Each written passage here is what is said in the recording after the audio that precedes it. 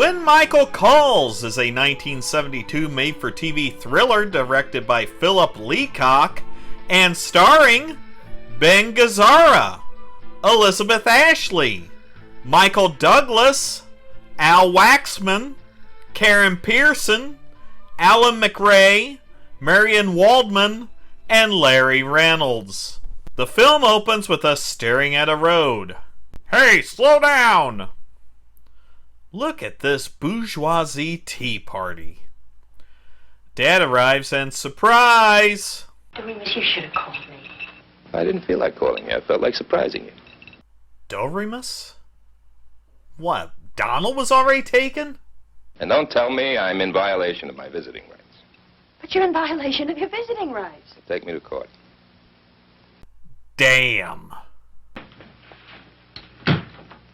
Well, that was awkward. There's enough if you want to ask him. Plenty of biscuits. You want me to ask him? No. He can fuck off. Doremus and Piggy run into Harry, who will be the red herring of this film. Where are you going now? Well, honey, I have to get back to the inn, make some phone calls. You know, my office doesn't even know where I am. Wow, Father of the Year here spent 5 minutes with his kid and left. A rotary phone! Helen picks up and it's a call from Michael, who wants his Aunty My Helen to pick him up. Aunty My Helen, I missed the school bus. Come and get me. Who is this? It's Michael. What a weird fucking name to call your aunt. He called me Aunty My Helen. Nobody but Michael ever called me that. Oh, he's been dead in a doornail for 15 years. What the fuck? Oh, thank God they're gone. Hello? Aunty My Helen, why didn't you pick me up? I'm still waiting for you. You know, this isn't funny. It's dark and I can't walk home. Please come. Who is this? Okay, that's two. At what point do you suck it up and call the cops? Michael Douglas! Helen's nephew Craig is here to spoon out a little bit of that sweet exposition. But that's impossible. Craig, it couldn't possibly be one of your patients, could it? Now we don't call them patients. God damn it, someone better be dead calling at this hour. Michael! I'm dead, aren't I? I'm dead. What is this, a Super Bowl insurance commercial? She was Mommy's sister, right? Right. She was crazy. Who said that? John Boyer. He said his mother says our whole family's crazy. Well, John Boyer's mom sucks horse dick for food stamps. Oh, I'm going to throw up. What happened to Michael? Then we find out what happened to Michael. Well, you see, honey, he ran away from home and he got lost in a blizzard. Helen heads to Craig's office at the hospital to discuss the phone calls. Craig, I may be going crazy, but it did sound like Michael. Helen, there aren't any phones where Michael is. Wow, this movie isn't sensitive at all. Doremus and Peggy visit Doc's farm where we get this foreshadowing. Today, fiddling around with my bees? Yeah, I got 24 hives now. 24 hives? That's a lot of bees. Someone's gonna get stung to death. Look at this guy beating his meat. Doc tells Harry to cut that shit out and he leaves with this menacing music. Back at Helen's, Peggy is in for about 5 bills to her dad when the phone rings and she is sent to answer it. He called Doc written names. He said something bad was going to happen. Michael. Michael? It was Michael, Daddy, and he's dead. Daddy told me all about him. Your daughter just threw your ass under the bus. Meanwhile, at the farm...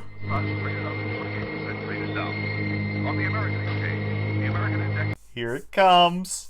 He gets the chloroform to knock those bees out, and oh shit. Helen calls to check on Doc, and he's fucked. Just hose him down with pesticide. He'll be fine.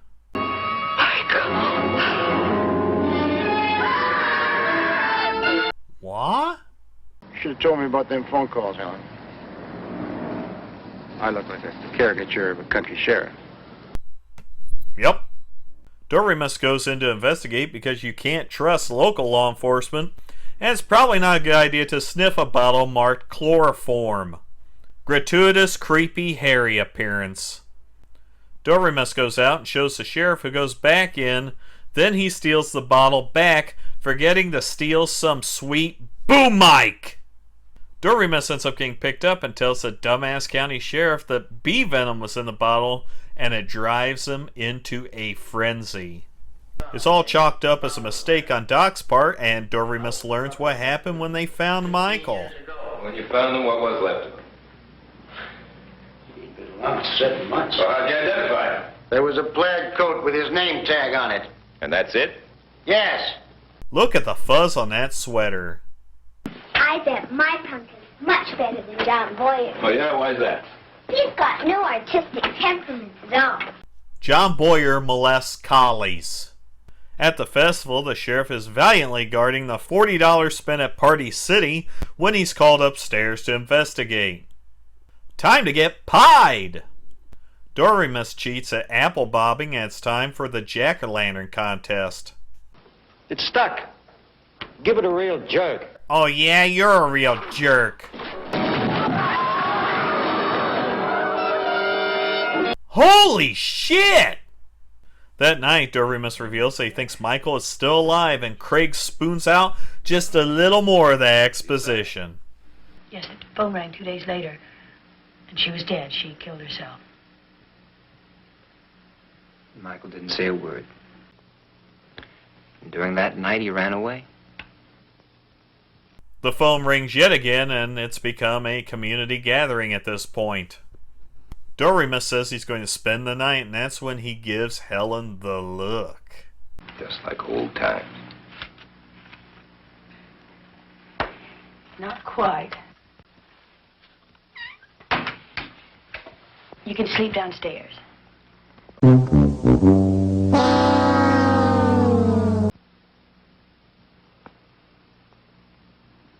The couch is really very comfortable. She wants you to leave. Doremus? Some other time.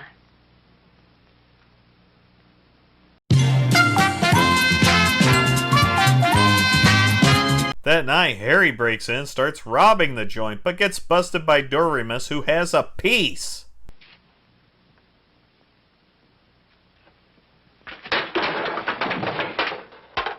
Damn! Michael. That's Harry Reynolds. Is it Michael? That's not my brother. I know. I just got the report from the state police. Nope, but that red herring is eliminated. Come in. Hey, Helen. You want the D? Michael cockblocks and tells Helen where he is, leading to Doremus running out there and getting a pitchfork thrown at him. He gets knocked out, and it's time to torch the barn. Doremus wakes up, and in this death-defying move, goes after the kid standing there, who flees, but is captured by the long arm of the law. Craig arrives, and it turns out the kid is one of his patients and can't speak. I'd like to talk to his roommate. He doesn't have a roommate. Well, then I'd like to see his room. Are you a detective? They find nothing, then head to Craig's office for the boy's records. Craig checks Doremus's head and begins to monologue. Can't stop, not even for a moment, because the weight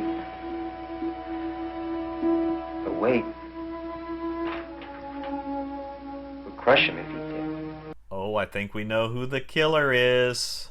Don't you think you should give yourself up, Craig, before that happens? Bingo! Then Doremus just lets him knock his ass out.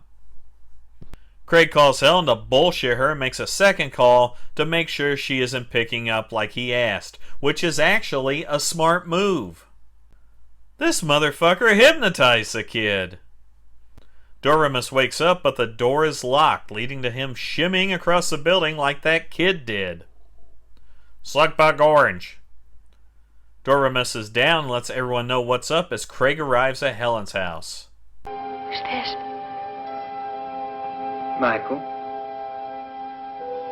say hello to your Aunty My Helen.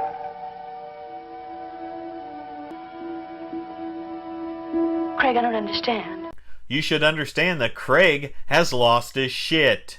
There's a chase throughout the house with more monologue and revealing that he is killing everyone that helped take his mother away so that Michael will talk to him again.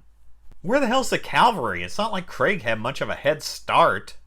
Craig prepares to go Pedro Serrano on her ass, but the kid stops him.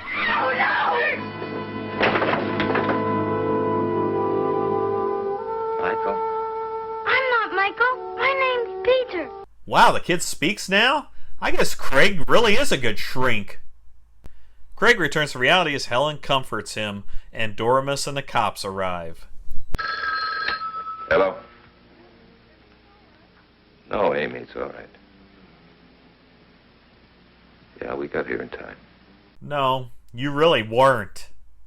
Based on the novel by John Ferris, When Michael Calls is really a time capsule of made-for-TV 1970s movies. In all honesty, if this film had been released 15 years later, Doremus would be just a bit part, and all the heavy lifting would be on Helen. The film has some decent pacing, even though that third act feels like, alright, we gotta fit all this in before the nightly news starts. And it's also very predictable. Harry should have just worn a t-shirt that said Red Herring on it. If you're a fan of Canadian horror, which is, 2 or 3 movies, you may realize that Doc is the mayor in My Bloody Valentine, and his wife is Mrs. Mack in Black Christmas. This film coming before both those were released. I don't think this film is as good as those two, but it's tolerable, which is actually pretty good for a made-for-TV movie.